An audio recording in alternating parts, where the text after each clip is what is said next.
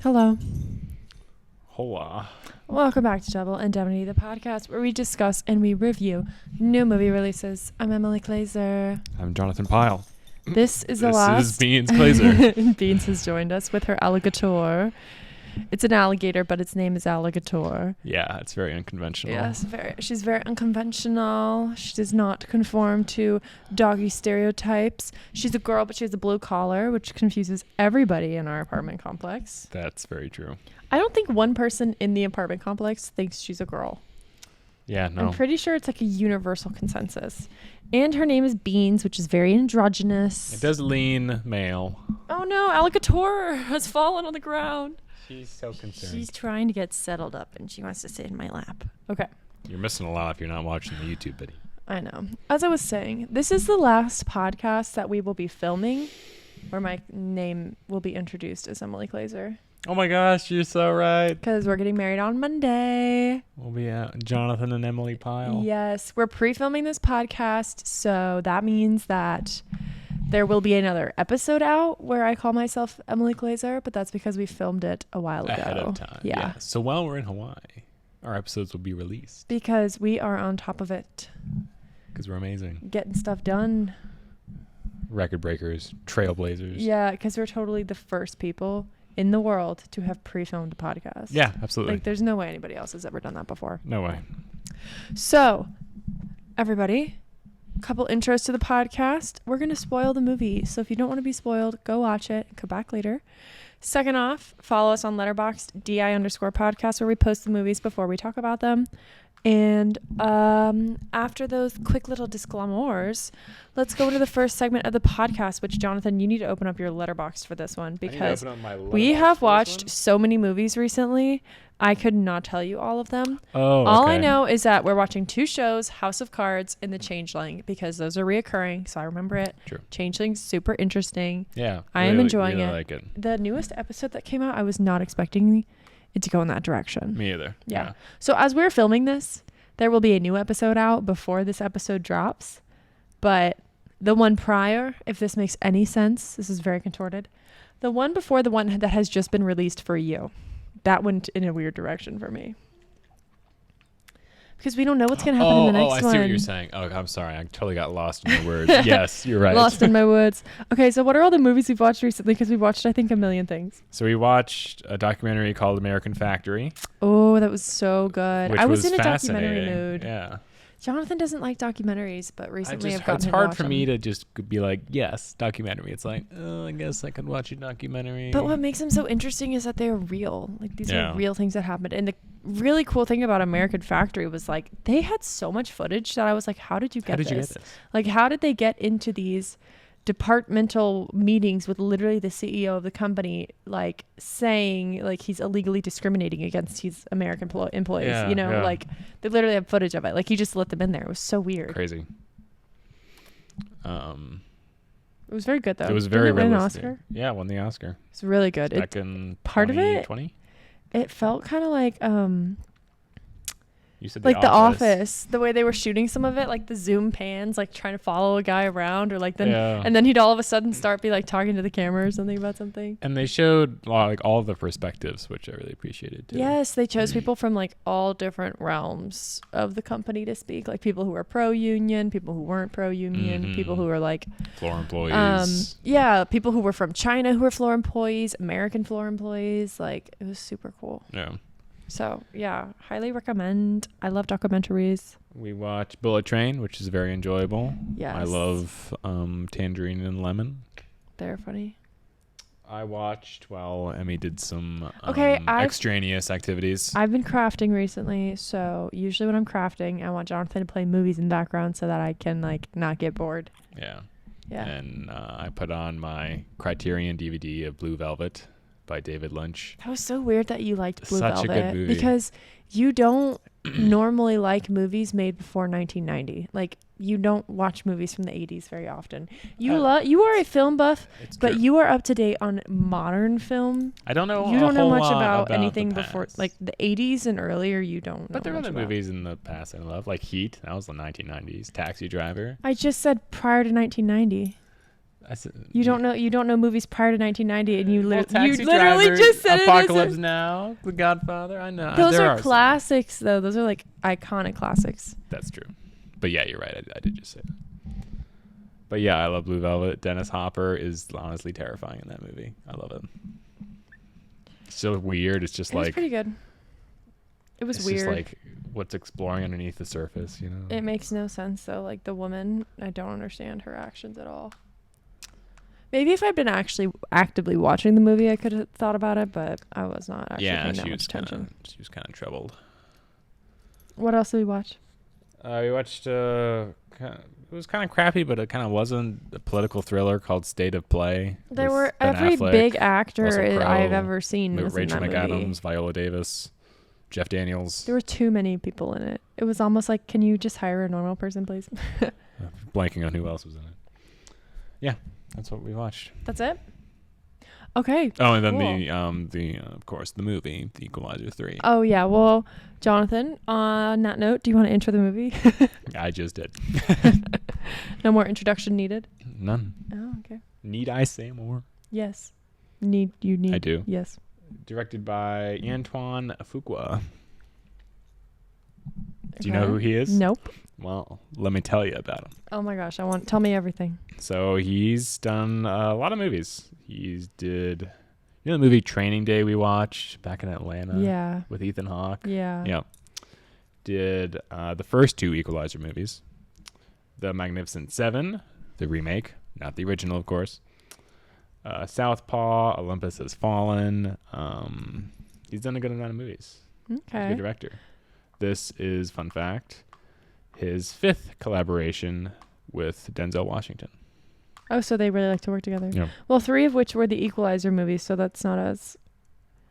You know what I mean? It's not like 3 different huge projects. It was 3 movies within like a series. Well, yeah, I guess you're right. Training Day and then Magnificent Seven, which is a great movie. I love that movie. Okay. This movie stars the guy Denzel as Robert McCall. But he goes by Roberto. Dakota Fanning as Emma Collins in a not great performance. Mm-hmm. And then David Denman Subpar. as Frank Conroy, who is... What's his name in The Office? I can't think of Pam's boyfriend in The Office. What's his name? His character was not that big of a deal. Why did It you feel wasn't. like he was necessary to name? There were like a bunch of Italian actors you didn't name. I think, yeah, there were a bunch of Italian actors I didn't name. I'm falling down on the job. Give me a second. Yeah, Jonathan, come on. Get it together, get it together. Get it together. Eugenio Mastrangia, I'm sorry, as Gio Bonucci, the marshal. And then you had... Who was the old guy? Remo Girone? Maybe, you know what? Don't worry about it, guys. There's a lot of Italian actors in it. Italian. But they were great. They were wonderful. Jonathan That's just what we're can't trying pronounce to their say. names. Anyway, yeah. So this is the third of the Equalizer movies. That's why it's called the third. Robert McCall finds himself at home in southern Italy, but he discovers his friends are under the control of local crime bosses, as you would expect. As events turn deadly, McCall knows what he has to do. Become his friend's protector by taking on the mafia. Who writes these? You know what I mean? I can tell you who wrote it if you want. Budget? 70 million. You just looked at my screen. No, 70 million is just a good mid-tier movie. How did you know? You looked at my screen. That's exactly what it was. I just am good at guessing movies. Okay, true. Box office, it's made 132 million so far worldwide. Wow. Which is okay, I think. Well, they made more than what it costed, so to me, that's a win. They saw a profit. Yeah, but a lower opening weekend in the U.S. was like 35 mil. It's so weird that's saying, like just it's casually nothing. saying $1 million. $35 million as if it's not good. I know, but it's disappointing for U.S. opening weekend standards. But still, like, a movie that costs like $360 million, just putting that like amount of money, Like realistically, thinking about it, Spending that much money on a project that lasts a year and a half. You know what I mean? that's crazy. Movie industry. It's crazy huge. how much money they make Yeah. from movies. Crazy. Beans is like so intensely chewing on her alligator. She loves her alligator. It's so cute. Don't distract her. She's so happy. Okay, so are you done with whatever you were doing? Am I done? You weren't enjoying all that? I was having a blast. I just want to know if you're done yet. Take me out of the oven. I'm done. Okay, you ready? How many stars? Can I give it like 3.25? No. I gave it 2.5 stars. I give it 3. Why? Because it was enjoyable. It's pretty much exactly what I expected, except I thought it could have been longer. Longer? You wanted it to be longer. It was short. No. It was short. I feel like I thought it was sweet spot. Yes, Beans, you did get something chewy up your alligator. Did you just swallow it? Yes, you did. Good job. Yeah, I don't know. It just kind of ended. I was like, no, is that it? I don't know. Yeah, I guess. I don't know. But I think let's get into my comments. I think Denzel is endlessly charismatic in any role he is in. He's brilliant. He is wonderful. He was really good. But there was just so many things wrong with this movie. I still enjoyed it, but it was just like, come on, man, really? You know? Like plot holes or just like not great acting, not good story writing, like unnecessary things. Yeah. Yeah, like my main like thing about this movie that I'm like, really? Is like this guy deals with his problems by killing people. As if it's like the most normal thing in the world. Like that's just what gets What do you me. mean deals with his problems? The whole premise. Oh, I don't like you. You're a bad guy. Well, I'm gonna kill you. Well, yes, that's true. But also, Anything that comes he does after it or to anything that protect- comes before a but is negated by whatever you say next. Oh, you're quoting Game of Thrones right now. Is it really? Yeah. Well, Game of Thrones is amazing. But he's doing it to protect other people. That's kind of his thing. Yeah, but plenty of people protect other people without murder, like mass murdering. Sometimes that's the only solution. No, I'm just kidding. Yeah, I don't know. Just the route he takes. It's his skill set, and he's very good at it. He's very, because it's his skill set. That's why. He's very skillful. He's skilled in with his skill sets. sets. With his sets. So, What am I saying? like, it's just weird. Like, it's hard to watch it and like believe it because, like, everyone in his community, when they find out like he's mega violent, like, do not at all seem That's phased true. or worried about it. That They're is like, a plot hole. love They you, don't bro. even care. Like, stabs a guy in the face. You got it, That's Robert. some Like, tight you're the shit. best. Like, yeah, that's very true. It was just so weird. And like, I would be so nervous, like, if I knew this man that like, oh, well, what if one day like I piss him off and he fucking kills me? Well, it's not like petty stuff he's killing people over, They're destroying people's lives too, the mafia. And they blew up a train and killed a whole bunch of people. That's true. They did. They funded it as well. Yeah, they did. Also, something I want to talk about is Dakota. Sweetie. Dakota. I'm sorry, but you need to try a little harder. Like, you cannot act next to Denzel Washington and not step up to the plate. Like, are you kidding me? Like, you are going to co-star with him? A little, I don't know. What's the word? Like, she was like talking to a wall. She had no emotion, no facial expression. Like, her reactions were very just like captivating. Like, they just didn't seem real. Yeah, yeah. It was it's not better good. than I could have done, but like, I don't want to be an actor, Yeah, and like, just cherry on top. Not only was her acting crap, but her character literally contributed nothing to the entire movie. She was just a body in the way, like representing the clueless authorities. That's technically true. She didn't actually. You take her out of the movie stays the same. Yeah, she contributed absolutely Well, nothing. no, to it the doesn't movie. stay the same actually. Yeah, it just becomes shorter, which you would have a problem with. I would have major problems with it, as we have discussed. Wait, so what would What about the movie would be worse if her character was not in it? So, it doesn't have to be her character. It could have been any. No, but I'm police. specifically talking about her. Oh, just like a CIA agent? Yeah. Yeah, because then they wouldn't have figured out the whole scheme, you know? Or No, but Robert told her yeah. the whole scheme the whole time. So they didn't even... There just wouldn't have been a bust. Yes, yeah, exactly. But they could have easily, like, busted them by just, like, tipping the authorities and then showing the authorities at the end. Like, they didn't need to have a whole storyline about a girl that, like, was just, like, useless. Yeah, she didn't really sell the whole, like, cool-ass female agent, I'll take shit from anybody. She you know what I mean? looked like she was 22 and, like, had no idea what she was doing. And for some reason, her boss put her in a field job. Like, it's just which the casting. They were going for, but it didn't even work. The casting was off. They should have picked, like, I don't know. Elle Fanning would have been way better. Amelia Clark would have been good in that role. Oh my god, I love Amelia Clark. She would have been good in there. I love Elle Fanning, so like I have very high expectations when I see Dakota Fanning, and I feel bad comparing her to her sister because I know they're different people with different careers. That's probably very triggering. Oh, one just comment I had about this movie is the cinematography was like so weird. It was Robert Richardson though, who is very well renowned. Like some of the shots, I was like, "Wow, that's really good," and then some of them was like, "Really?" Like what? it's like I felt like they were trying to do something and take risks and artistic freedoms, but it really didn't pay off the whole time. Like it only really executed 50% of the time, and then some of it, I was like, "This shot is so bad." Like when they were up at the church.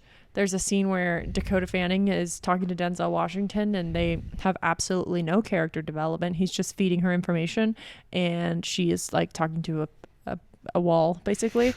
And the cinematography was just so weird in it. And maybe I just wasn't appreciating it. But as I was watching the movie, I was like, it just seems like they were trying to get the only shot they could with both of their bodies in it because they were like sitting across from each other. I thought it was better than a lot of like other films in the genre, you know. The cinematography, yeah. Like, some of the shots like were really good. Movies. Because, like, I think really the issue with that scene maybe was just that they were not placed in good spots. It was the blocking to have that a was conversation. Yeah, I guess maybe it wasn't even cinematography, but they did a couple of shots that were like really good. Yeah. So maybe that was whatever the blocking is. I don't know what that is. Oh, like blocking is like where an actor is placed in. Who does that? Well, it's kind of like the whole cinematography team plus the actor. Oh, okay. Where the actor is in relation to the camera, how they move. Yeah, it was really rough in that scene. I was like, guys, there needs to be something in this scene that's beneficial to the movie, and there wasn't one thing. Yeah. No hate on Robert Richardson though. He's great. He's done most of. I'm not trying to hate on him. Quentin Tarantino's movies. Wow. So he's like he's a big boy. up. Yeah. Okay. So are you ready to talk about the plot? Oh yeah, we haven't gotten into that. Yeah. Shit. Okay, my friends. So the movie starts out in Sicily at this like fancy guy's beautiful home. And then they show you that there are like 1 million dead guys, maybe not 1 million, maybe like 20 dead guys 25. throughout the house. You can tell it's a gory scene. Someone went through and murdered them. And I guess you're supposed to be like, oh my gosh, there's so many dead people. There's no way one guy could have done this. But Robert McCall, man, he really just, whew. Who would you pick to be on your side? Knock Robert 'em dead. McCall or John Wick? John Wick, 100%. Yeah, I think I choose John Wick. I've only ever seen Robert McCall kill like 20 people at a time. John Wick kills hundreds. He kills the masses. And just John Wick, 100%. Yeah, true. Yeah. There's other people who could put in that category. Jason Bourne. Captain America. No, he doesn't really fit in there. So you're talking about men, like normal men in movies that have like amazing killing Yes. abilities. What's his name? In Taken, Liam Neeson. Liam Neeson's great. I would just John Wick all the way. I love John Wick. all the way. I just love Ethan Keanu Hunt, Reeves. That's another one. Oh, Ethan Hunt. Yes. Mission Impossible. Yeah. The guy. Oh, that's a hard one. Ethan Hunt or. It's like you pick one, and the rest of them are hunting you. That's always. That's Oh, like and then that one gets to protect you. Yes. This is a meme. That's a meme that goes around like, oh, would you pick a tiger or a rhino to protect you against all these people? Oh, but like with the with action movie guys. Yeah. Oh my gosh, Ethan Hunt or John Wick. I honestly think. In terms of killing efficiently, John Wick. Yeah, I was literally going to say that killing power, John Yeah. Wick. But like if I want to like, you know, truly achieve spyhood and be like undercover, I would go with Ethan Hunt. Sure. Or Yeah. Jason Bourne. What about James Bond? I totally forgot about him. Yeah, that's true. That's a big There's one. just too many options. Too many. I don't know. This was a fun conversation though. Okay, so you see all these dead guys, but they don't show you how they die. So like that's kind of like a little bit of like, ooh, what's going on? But I feel like in the moment, you know, in the movie theater, seeing all the dead guys, it's pretty safe to say that you are probably right if you assume that it was Denzel Washington who did it. More likely than right. Yes. What? So You just went with that. Lorenzo Vitale is the owner of this winery, and he pulls up with his kid and finds all of the dead people, goes down to the basement, and he finds Robert McCall, who is a retired Marine and DIA operative, whatever DIA means. DEA? The interweb said DIA. What's DI? Department of Internal ass CIA? kicking. It's CIA. What's DIA? I don't know. That's what the interweb said. You know what? CIA makes way more sense. Yeah, I think it's We're CIA. we're gonna fix that. I must have mistyped.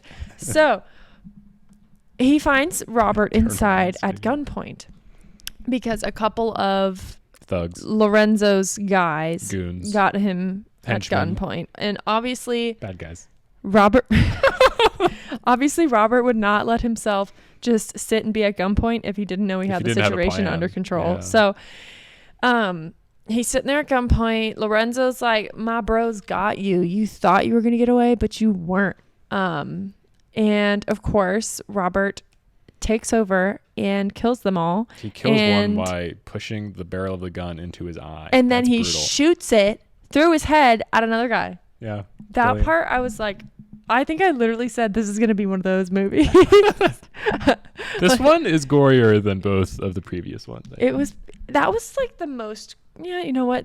The scene at the end is pretty gory too. But with movies like this, like you expect it. You're like, the beginning and the end are going to have really gory scenes. Yes. Yeah. You know, that's just what's got to happen for it to be successfully executed. So, Robert kills everybody, steals the keys to the vault, and he steals a little bit of money. Not that much money though. Just a bit. And so as he's leaving, he is then shot in the back by Lorenzo's kid, who had been waiting in the car for his dad. And so Robert is shot and dying. So he takes the ferry back to land, and he passes out But along the highway. He lets the kid go. He doesn't shoot the kid, which is probably good. Yeah, because he's a good man. He's a good man. It's He like- would never harm anybody. He would never harm anybody who For did not any deserve reason. it for no reason. Ever. He only hurts people if completely necessary, you know? Absolutely. Yeah. There's no other option. Yeah, that's obvious, you know? I mean, that's just life. Like, we've all had to kill 20 or so people just to get by, right? Especially for a Wednesday. Yeah, I know. It was crazy Wednesday today. Yeah. So, Gianno Bonuccini is a local... What? Wait, how do you say I don't know. Bonuccini? I'm guessing. Bonuccini. Benucci.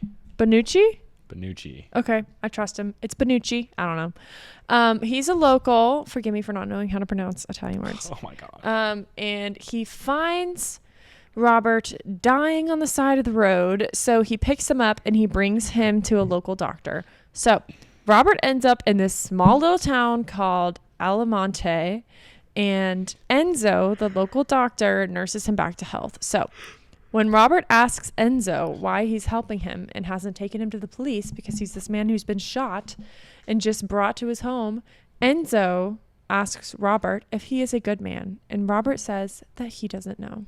And to Enzo, that automatically makes Robert a good man. I kind of like that. I don't agree with this at all. Kind of like it. Like, I bet plenty of bad men have doubted what they were doing was right, but that didn't stop them from doing bad things. Like, they are still bad men. Like, Would if you say kill Robert- people regularly when you have a problem with them, you are a bad man. But those people are doing bad things, you know? How do you Yes, make that argument? But that's the whole thing of, like, we have a governmental system to handle it so that everybody gets fair treatment for their punishment and crimes. Now, obviously, it's a flawed system, but the whole point of the system is that, like, you as an individual person don't get to decide the sentence and the fate of somebody He's that you judge, deem to be a jury, bad and person. executioner. He's a vigilante. It's true. Or hero, anti-hero, whatever you want to call him. I love how you always play devil's advocate in these for literally. I always do. The thing about sometimes though when you're playing devil's advocate, you're not even playing devil's advocate. The way you looked at me, there was so much hate in the way you just looked at me. It's just so funny. Like you always, when you play devil's advocate, you don't actually have claims. You just go like hero, anti-hero. Am I right? Your Or argument. am I right? I think I'm right. It's funny. What? As Robert is healing from his wounds, he starts to fall in love with the small town, the locals, and their culture. And he gets protective when he notices that there is a local mafia that is tormenting the locals and forces all of them to pay a tax to them just for existing. It is Italy, the mafia's there, obviously. Really? Yeah. Italian mafia? Come on. I just assumed that there was an Italian mafia in like New York or something, but I didn't know they're that. all over the place. I didn't know that that was like a common thing in Italy. Oh, maybe not in Italy, but I guess they gotta come from somewhere. You have some dog fuzz on your microphone. I've got an extra hitchhiker. So, stop throwing it at me. So, in my opinion, I think this next part is so irrelevant. But this is just the beginning of Dakota Fanning's role, and that's why I think it's irrelevant. So Robert's like, you know what I'm going to do? Now that I've, gone into this vineyard, learned that it's actually a drug smuggling like hub, I'm going to call Emma Collins at the CIA to offer her a tip that the winery is housing an illegal drug trade. So then this spawns a CIA investigation where Emma is literally useless in the way and making her career's big break solely based on information Robert is feeding her. She has literally no contributions at all. And everything he tells her, she's just like, yes. Oh my gosh. You're like a mentor to me. And I'm like, this man, has killed all of the people in this winery. And you are sitting here not knowing who he is, considering him a mentor. Yeah, that's... Just because he's feeding her information. It's true. She doesn't seem like she would ever not trust him, I know. It almost seems the other way around. Like, isn't it supposed to be that the CIA officers are the ones who use, like, people for information, whereas instead the person is using the CIA officer or agent to feed her information, so he gains nothing from it? It's just so weird. Well, I guess he gains... more peace in the world. We find out later why he chose her, but other than that, it does make sense. It's like, it just kind of pisses me off because I'm like, so many people work so hard on their careers to get promotions, and at the end of this movie, she gets a promotion solely because he fed her information the whole time. Just like House of Cards. It just pissed me off. I don't know. It just bothered me. So another question I have about this is like, is this even her jurisdiction? Like, this is an Italian drug scheme in Italy. Like, it sounds like Robert should have sent this tip to the Italian authorities. Like, maybe I missed a part where there's somehow an American link to the drug trade, but like, literally made no sense to me. Why the CIA would be investigating it. CIA has no boundaries by law. And I guess, I kind of see what you're saying. It didn't necessarily affect American soil. Maybe some Americans were killed in like the train accident or something, but there was a train accident. They blew up the train. I don't remember that. Killed a bunch of people. I don't remember that. It didn't show it. It was just on the news. Oh, the terrorist attack thing. Yeah. But it like wasn't a terrorist attack or something.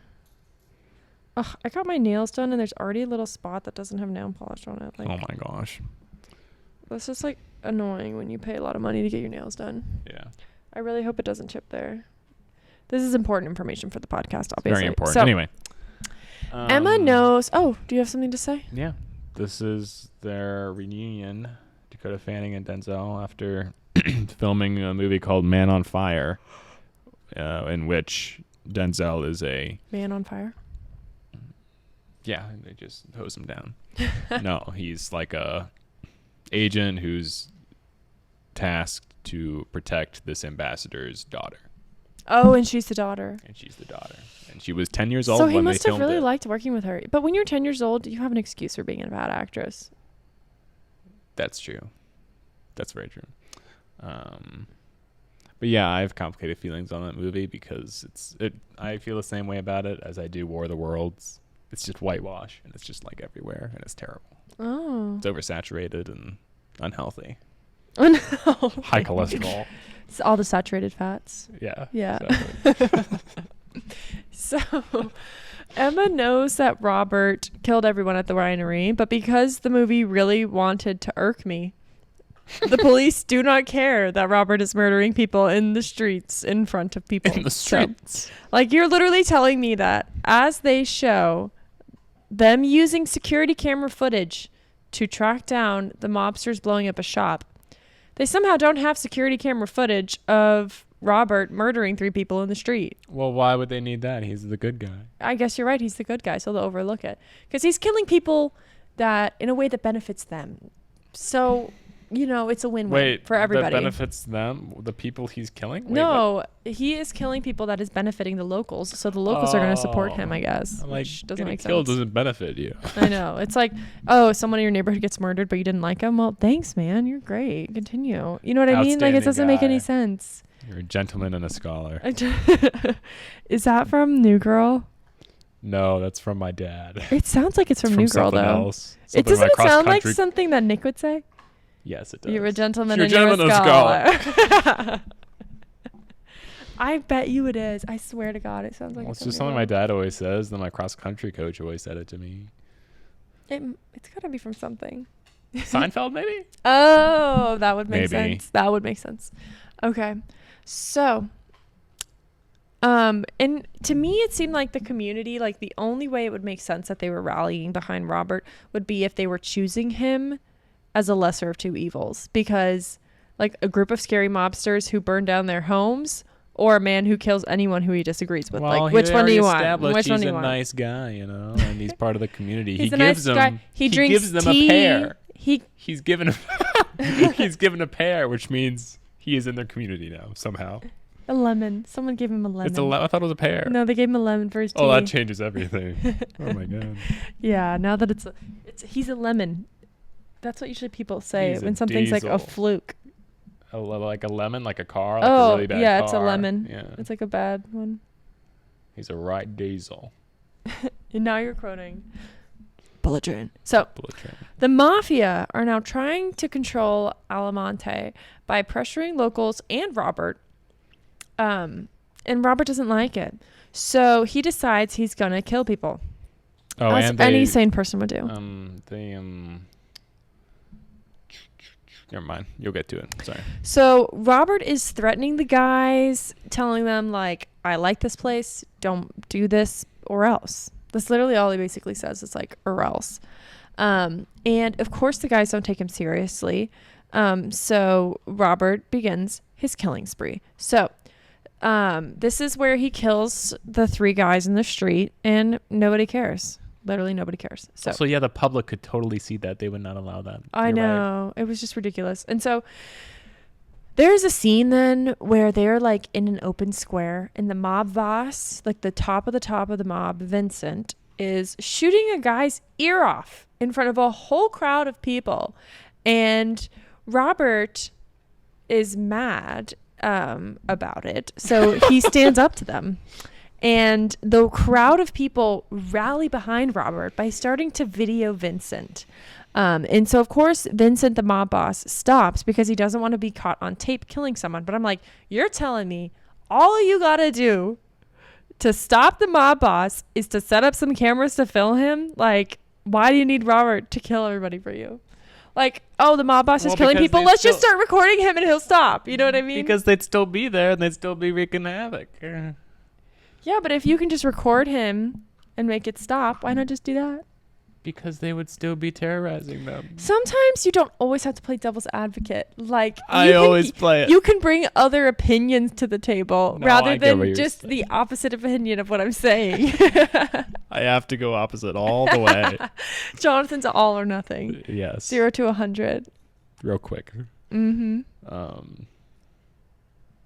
Yeah, I don't know. It was kind of a flip of a switch. Like, oh no, we can't do anything. We're being videotaped now. Yeah.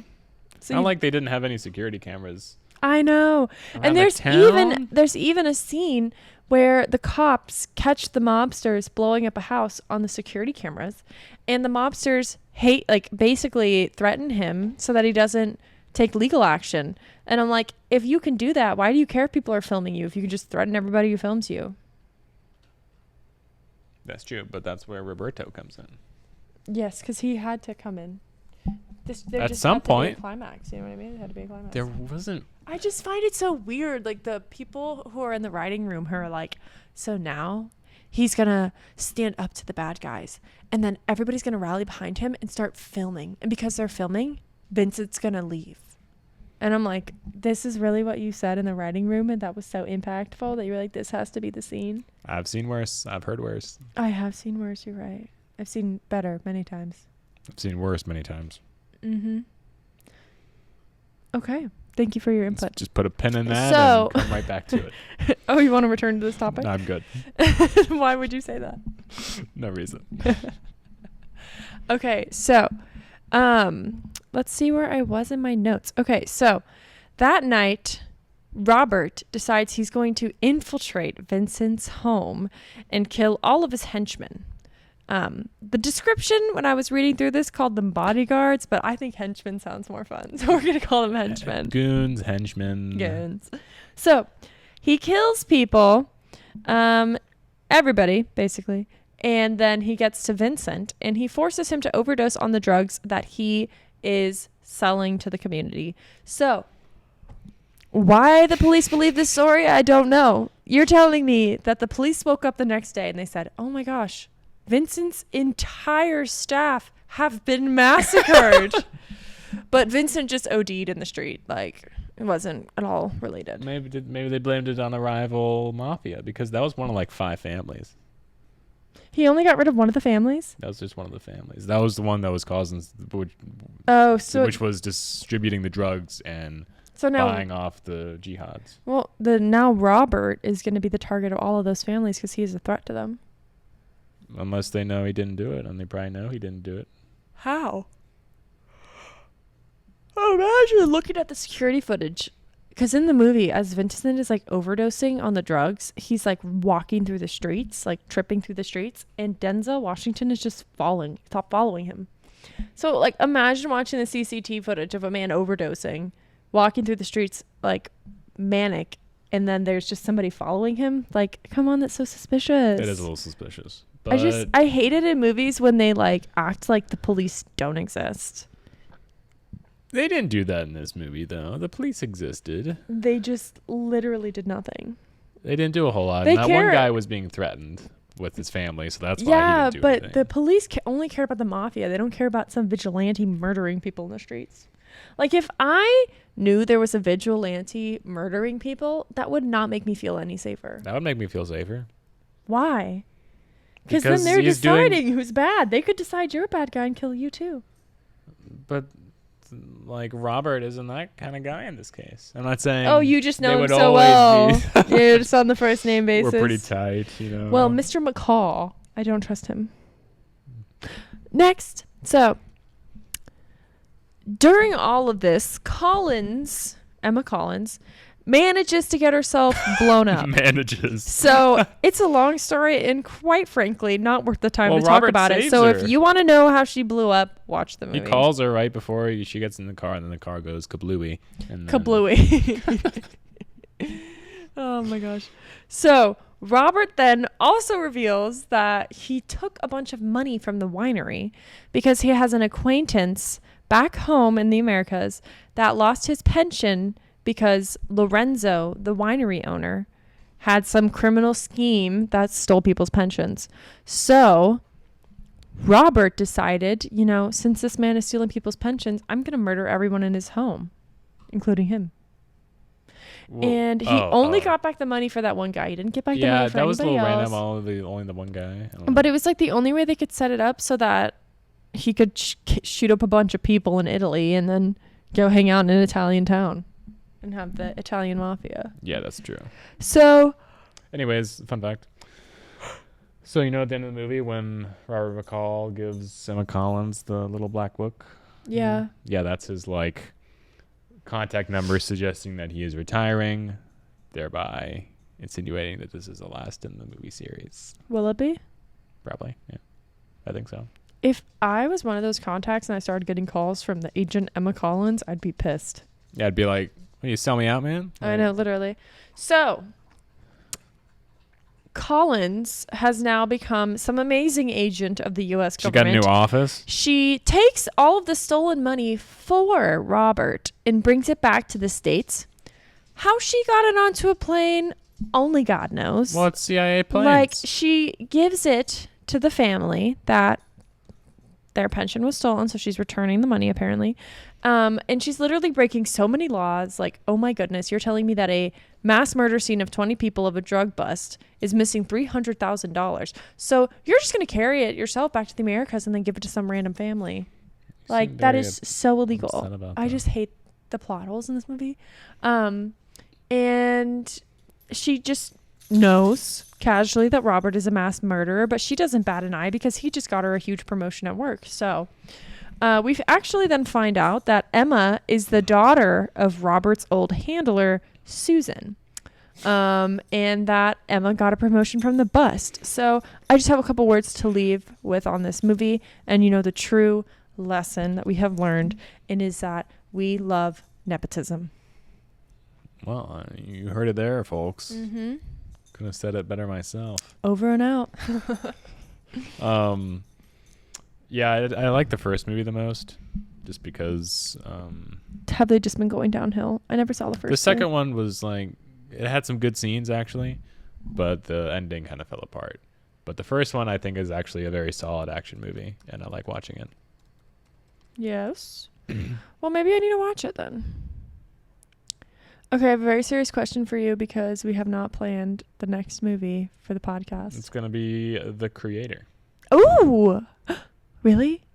Oh my gosh, it'll be out then. Awesome. Okay, guys, see you next time. We're going to watch The Creator. I got you. Bye. Bye.